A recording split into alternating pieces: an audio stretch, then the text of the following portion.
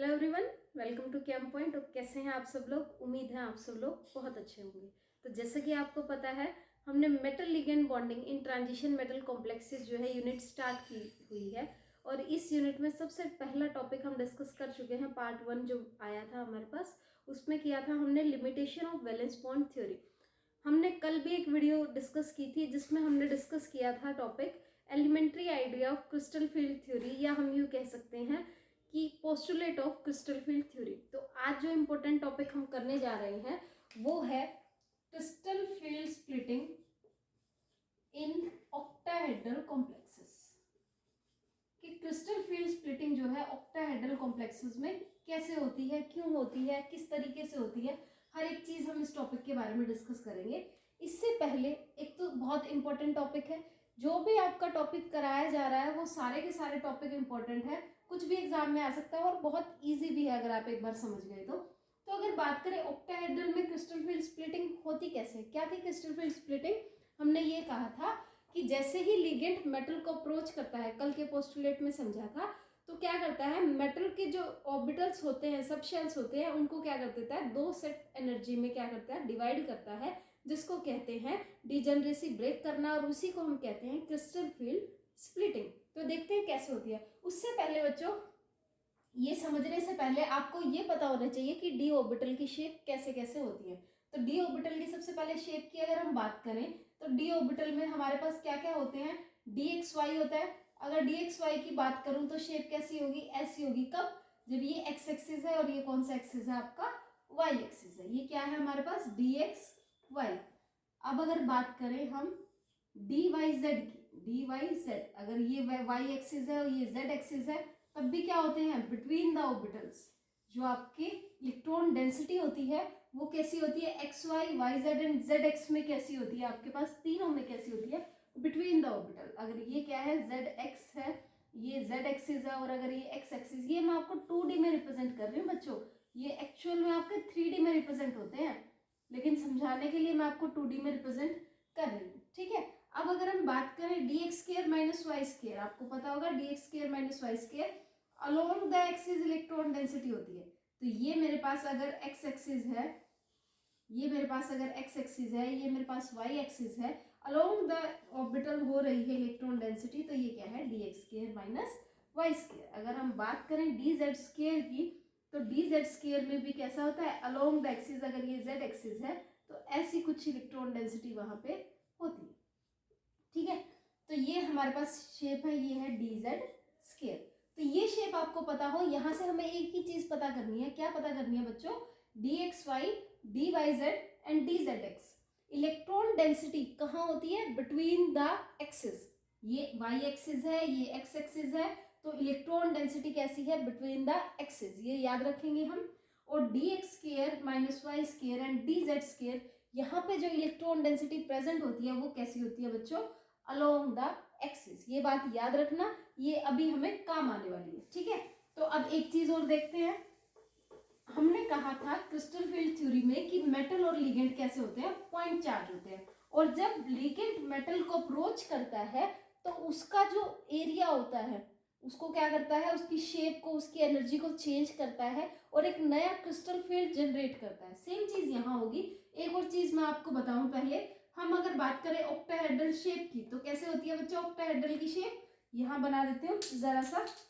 Octahedral की shape की अगर मैं बात करूं तो यहाँ पे हमारे पास ऑक्टाहेड्रल की शेप जो है वो कुछ ऐसी होती है। यहाँ पे बीच में होगा, इन सब की लेंथ जो होती है इक्वल होती है 6 बॉन्ड की। आप लिगेंड मान लीजिए एल एल एल, ये भी एल लिगेंड है, ये भी एल लिगेंड है, ये भी मैंने ML6, और कोई भी चार्ज उस पर हो सकता है, एन पॉजिटिव, कुछ भी चार्ज आपका कॉम्प्लेक्स पे हो सकता है। अब अगर देखो मैं यहाँ बात करूं, अगर एक्सिस की बात करूं, तो ये एक एक्सिस होगा, ठीक है, इसको मैंने कह दिया जेड एक्सिस। ये भी एक एक्सिस होगा, ये कौन सा होगा, कोई भी एक्सिस मान लो, एक्स एक्सिस। और ये भी एक एक्सिस होगा, वो कौन सा एक्सिस होगा, वाई।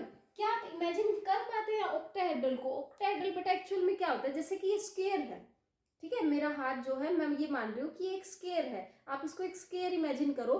एक बॉन्ड ऊपर की तरफ होता है और एक बॉन्ड कैसा होता है, नीचे होता है। यहाँ एक बॉन्ड होगा स्क्वायर में, एक बॉन्ड इस तरफ होगा स्क्वायर में, एक बॉन्ड इस तरफ होगा और एक बॉन्ड इस तरफ होगा। 4 बॉन्ड तो आपके बिल्कुल स्क्वायर होते हैं, स्क्वायर प्लेनर जैसे हो, और स्क्वायर प्लेनर में आप एक्सिस लगा दो, जेड एक्सिस नीचे भी और ऊपर भी, पूरा दोनों तरफ बॉन्ड लगा देंगे तो वो आपका कैसा हो जाता है, ऑक्टाहेड्रल। तो ऑक्टाहेड्रल में हमने एक चीज देखी, क्या देखा बच्चों, ऑक्टाहेड्रल में हमने ये देखा कि हमारा जो बॉन्ड है वो एक्स एक्सिस, वाई एक्सिस और जेड एक्सिस तीनों एक्सिस के अलोंग बनता है। कहाँ बनता है, क्या कहा मैंने, ऑक्टाहेड्रल में जो हमारा बॉन्ड है बच्चों वो कैसे बनता है, तीनों एक्सिस के अलोंग, जेड एक्सिस के अलोंग, देखो ये बन रहा है एक्स एक्सिस के अलोंग, अगर आप इसको एक्स मान रहे हो तो एक्स एक्सिस के अलोंग बन रहा है, इसको वाई मान रहे हो तो ये किसके अलोंग बन रहा है, वाई एक्सिस के अलोंग बन रहा है। ठीक है, तो एक चीज यहां से पता चलेगी, क्या, जब लिगेंड मेटल को अप्रोच करता है तो कैसे करता है बच्चों, अलोंग द एक्सिस ही करेगा। क्या कहा, लिगेंड मेटल को अप्रोच करेगा अलोंग द एक्सिस ही करेगा। क्यों करेगा, क्योंकि देखो शेप की अगर मैं बात करूं ऑक्टाहेड्रल की, तो ये अलोंग एक्स एक्सिस, इसका मतलब लिगेंड यहीं से आया होगा, ये अलोंग वाई एक्सिस बॉन्ड बन रहा है तो लिगेंड वाई से आया होगा, अलोंग जेड से बन रहा है तो जेड के अलोंग ही जो आपका लिगेंड है वो आया होगा। अब अगर बात करें डी ऑर्बिटल की, डी ऑर्बिटल की अगर आप बात करो तो डी ऑर्बिटल हमारे पास कैसा होता है, कुछ ऐसा होता है डी ऑर्बिटल। ठीक है, अब आप यहाँ मेंशन कर दीजिएगा d x Y D Y Z D Z x. ठीक है, d x Y D Y Z D Z x d x square minus Y square, और एक और बना लेते हैं that is d Z square. क्या कहा था हमने, ये मेटल है, ठीक है, इसके पास इसमें इलेक्ट्रॉन हो सकते हैं।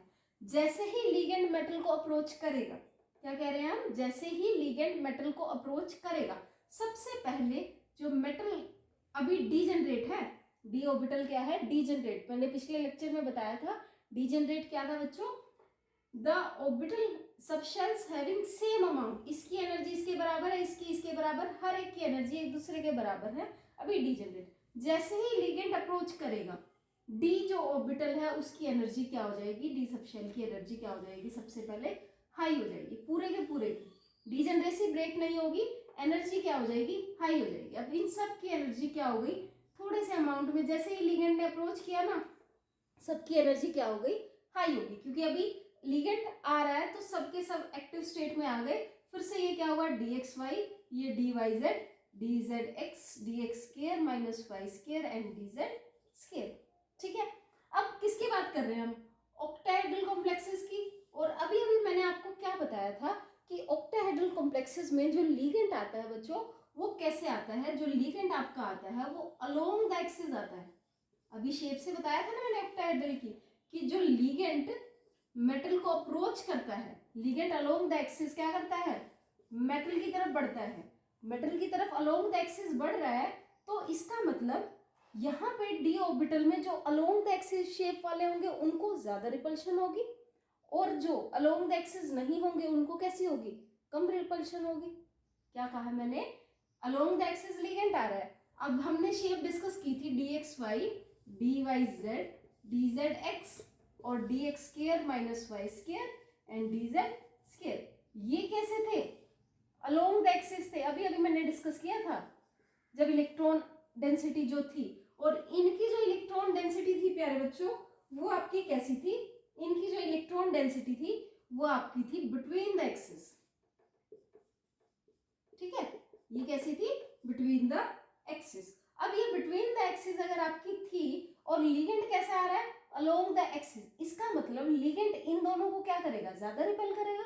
अब आप खुद देखो, आप एक डायरेक्शन में आप जा रहे हो, ठीक है, ये डायरेक्शन है, आप यहां से जा रहे हो, अब कोई आपके सामने से आ रहा है, तो आपके सामने से आ रहा है तो चांसेस हैं कि या तो वो इधर होगा या फिर आप इधर होंगे।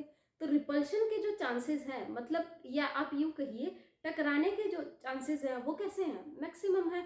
वहां पे क्या होगी, रिपल्शन जो है वो क्या होगी, ज्यादा। लेकिन अगर कोई दूर दूर से ही आ रहा है तो क्या उनमें इतनी रिपल्शन हो सकती है, नहीं ना। तो सेम चीज यहाँ पे है कि आपका जो वो है, क्या बेटा, आपका जो लिगेंड है वो कैसे अप्रोच कर रहा है, आपका लिगेंड अप्रोच कर रहा है अलोंग द एक्सिस, तो उनको ज्यादा रिपेल करेगा जो आपके कैसे होंगे, अलोंग द एक्सिस होंगे। तो ये बात उम्मीद करती हूँ आपको समझ आई। ये बात समझ आ गई तो आपको हर एक चीज समझ आ जाएगी क्रिस्टल फील्ड स्प्लिटिंग की, बस यही चीज आपको समझ आनी चाहिए। तो अगर लिगेंड अलोंग द एक्सिस करता है तो यहाँ पे इन दो को ज्यादा रिपल्शन देगा क्योंकि ये कैसे हैं अलोंग द एक्सिस, इनको कम रिपल्शन देगा क्योंकि ये कैसे हैं बिटवीन द एक्सिस, ये बिटवीन द एक्सिस है और ये कैसे हैं अलोंग द एक्सिस।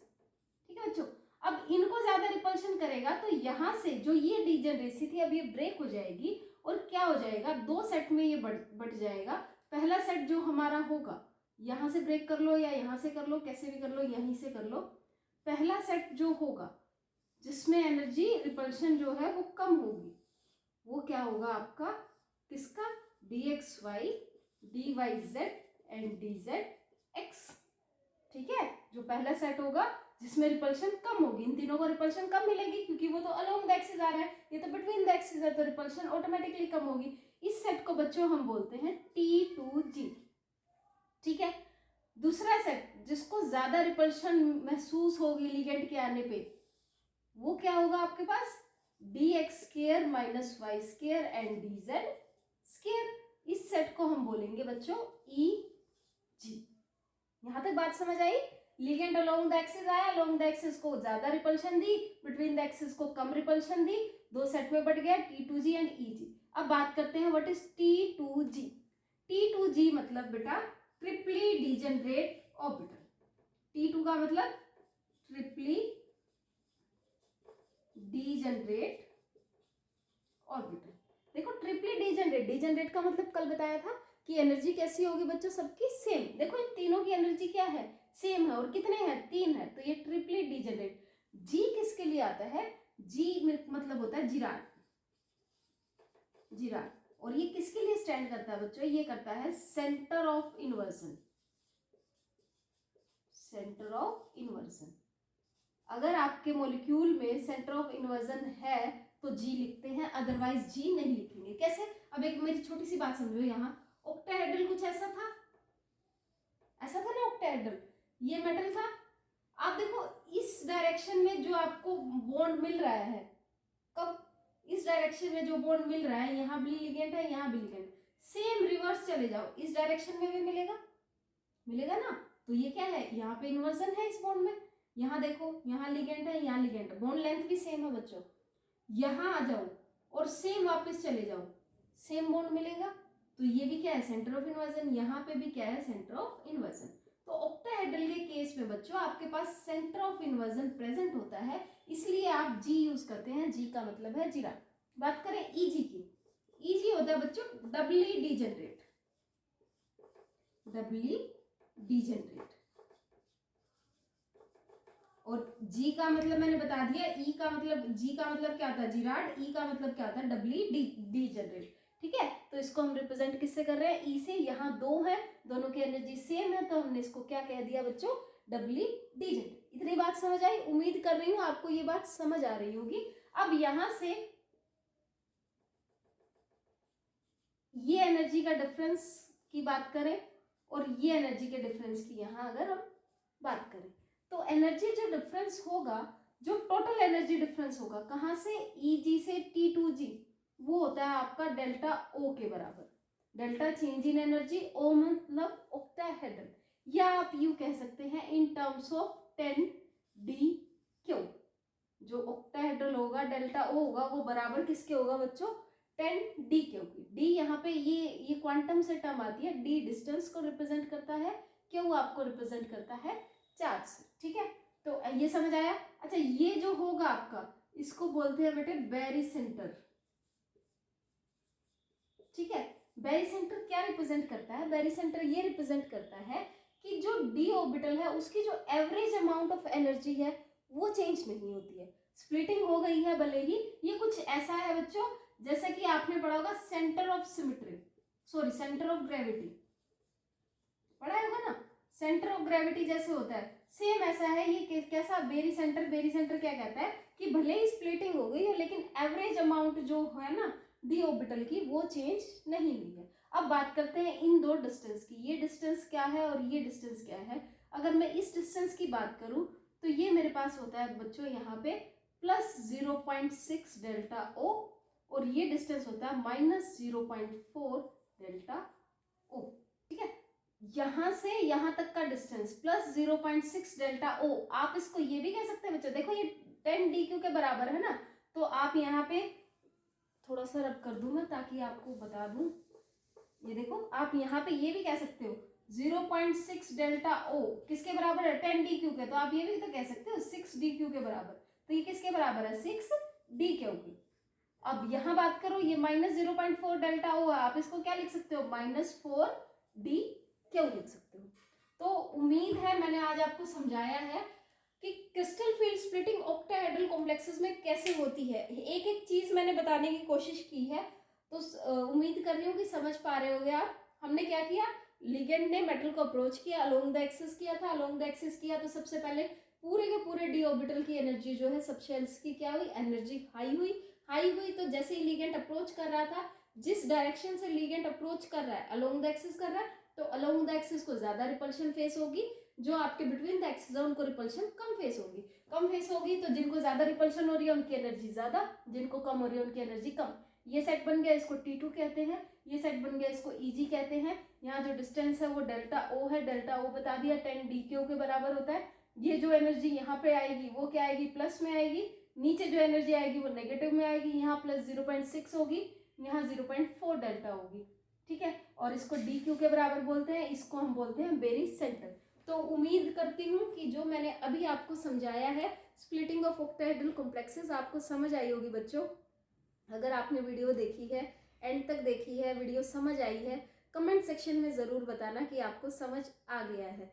तो उम्मीद करती हूँ वीडियो को लाइक शेयर करोगे और चैनल को सब्सक्राइब भी ज़रूर करोगे। Thanks a lot, have a nice day.